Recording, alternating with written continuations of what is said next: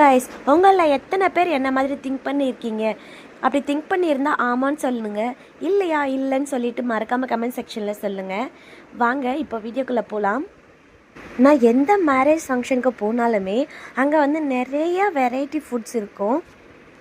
இதுக்கு ஆஃப்டர்நூன் வீட்டில் சாப்பிடாமையே வயிறு வந்து எம்டியாக வச்சுட்டு போவேன்.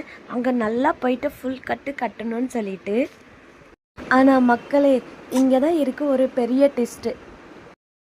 அங்கே போய் ஃபுட் கவுண்டரில் உட்காந்து சாப்பிட ஸ்டார்ட் பண்ண பிறகு என்ன தான் நிறைய ஃபுட் வெரைட்டிஸ் இருந்தாலுமே நம்ம வயிறு கொஞ்சம் தான் வந்து பிடிக்குது. கொஞ்சம் சாப்பிட்டாலே வந்து ஓகே போதும் அப்படின்ற மாதிரி ஃபீல் ஆகுது.